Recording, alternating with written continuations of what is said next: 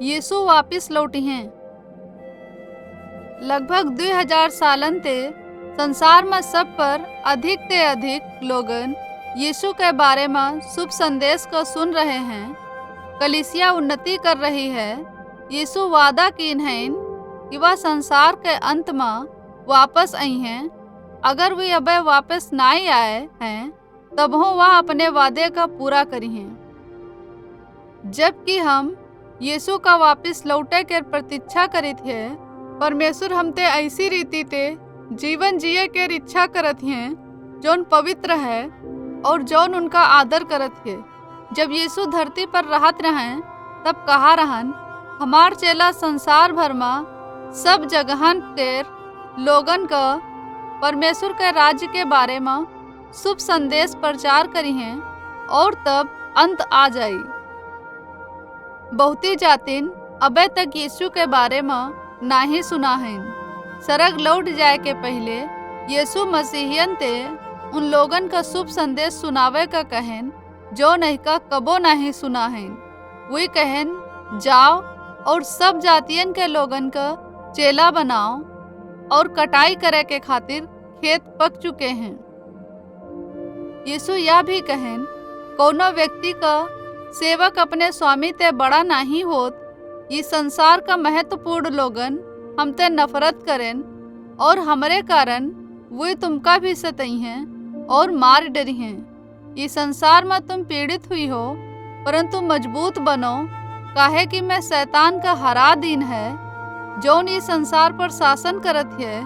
अगर तुम अंत तक हमार विश्वास योग्य बने रहो तब परमेश्वर तुमका बचाई। यीशु अपने चेलन को यह समझावे के खातिर एक कहानी सुनाएं। जब संसार के अंत होती है तो लोगन के साथ का हुई। वे कहन, कौनो व्यक्ति अपने खेत में अच्छा बीज बोएन। जब वह सो रहे रहें तो वही का शत्रु आवा और गेहूं के बीजन के बीच में जंगली पौधे के बीजन का बो दिन है और फिर वह चला गवा। जब पौधे अंकुरित भय, सेवकन वी व्यक्ति ते कहन, हे स्वामी, तुम तो अपने खेत में अच्छा बीज बवा हो, तो फिर अहिमा जंगली पौधा काहे आए। वो व्यक्ति जवाब दिन है, केवल हमार शत्रु ही उनका बोवा चाहिए। यू कोनो हमार शत्रु हवे जोन ऐस कीन है। वही सेवकन अपने स्वामी का जवाब दिन है, का हमका जंगली पौधन का उखाड़ देख चाहिए। वो स्वामी कहेस, नहीं, अगर तुम ऐस करी हो तो तुम कुछ गेहूं का भी उखाड़ दे हो। कटाई के समय तक इंतजार करो जब जंगली पौधन का गठरिन में इकट्ठा कर लियो ताकि तुम उनका जला सको, परंतु गेहूं का हमारे खत्ते में लेके आओ। चेलन ये कहानी के मतलब का नहीं समझेन। यही ते उन यीशु ते उनका समझावे का निवेदन करें। यीशु कहन, अच्छा बीज बोवे वाला व्यक्ति मसीह के प्रतिनिधित्व करत है। खेत संसार के प्रतिनिधित्व करत है। अच्छा बीज परमेश्वर के राज्य के लोगन के प्रतिनिधित्व करत है। जंगली पौधा वी दुष्ट जन शैतान के लोगन के प्रतिनिधित्व करत है। जोन जंगली पौधा बो दिन है संसार के अंत के प्रतिनिधित्व करत है और कटाई करे वाले परमेश्वर के स्वर्गदूतन के प्रतिनिधित्व करत हैं। जब संसार के अंत होई तब स्वर्गदूत उन सब लोगन का एक साथ इकट्ठा करी हैं जौन शैतान के रहें। वे स्वर्गदूत उनका एक बहुत ही गर्म आगी में फेंक दे हैं। वहाँ वे लोग भयंकर सताव में रोई हैं और अपन दांत पीसी हैं। परंतु जौन लोग धर्मी हैं, जौन यीशु के अनुसरण करत हैं, वे अपने परमेश्वर पिता के राज्य में सूरज के समान चमकी हैं।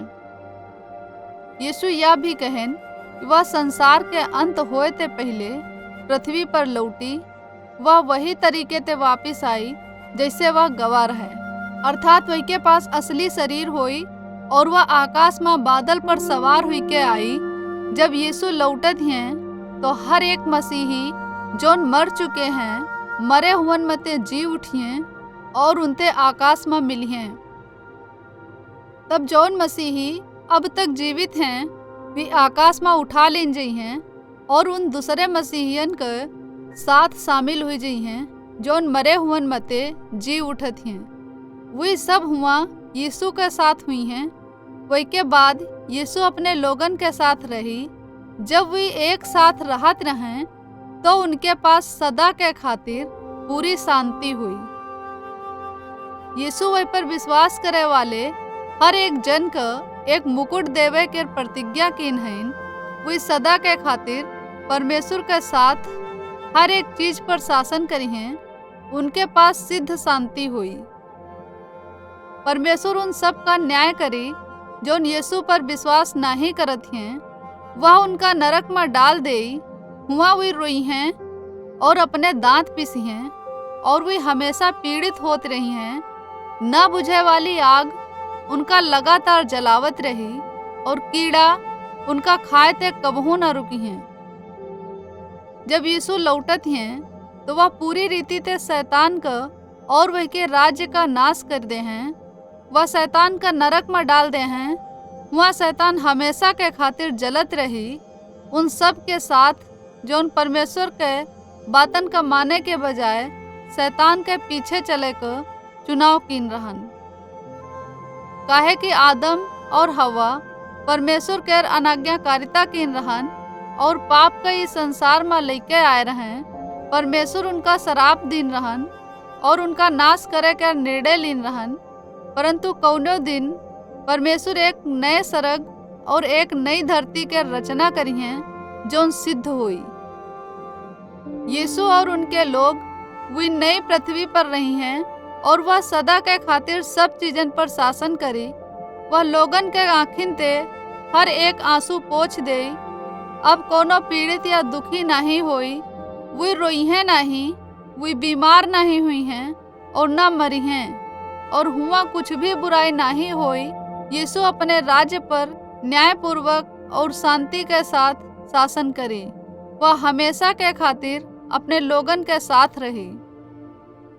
पहला थिस्सलुनीकियों अध्याय 4 13 से 5-11, याकूब अध्याय 1-12, मत्ती अध्याय 22-13, प्रकाशित वाक्य अध्याय 20-10, 21-22 का 1 से 21 में से एक बाइबल के कहानी।